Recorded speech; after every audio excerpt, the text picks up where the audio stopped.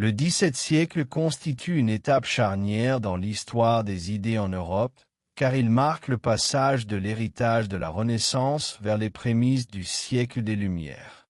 Sur le plan scientifique, il est dominé par l'essor de la méthode expérimentale et mathématique. Galilée impose l'observation et l'expérience comme fondement du savoir, tandis que Newton élabore les lois de la gravitation universelle, donnant naissance à la physique moderne.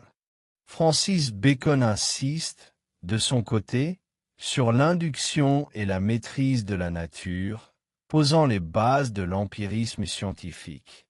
En philosophie, René Descartes inaugure le rationalisme en fondant la certitude sur le cogito et sur la raison comme principe universel. Spinoza développe une vision panthéiste et une critique des dogmes religieux, prônant la liberté de penser, tandis que Leibniz propose une métaphysique optimiste des monades et contribue au calcul infinitésimal.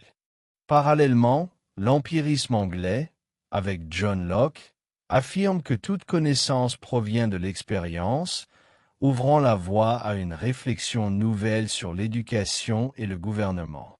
La pensée politique connaît aussi de profonds bouleversements.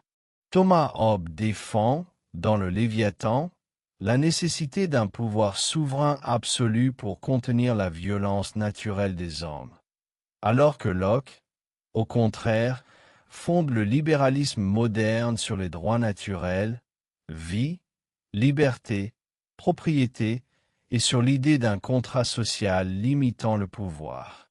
Sur le plan religieux, le siècle est marqué par l'affrontement entre catholicisme, protestantisme et jansénisme. Blaise Pascal illustre ce climat en exprimant, dans ses pensées, à la fois la grandeur et la misère de l'homme, partagée entre raison et foi. Enfin, la littérature et les arts atteignent un sommet avec le classicisme français. Corneille et Racine exaltent les passions et la rigueur morale, Molière dénonce les travers humains par la comédie, et La Fontaine transmet une sagesse universelle par ses fables.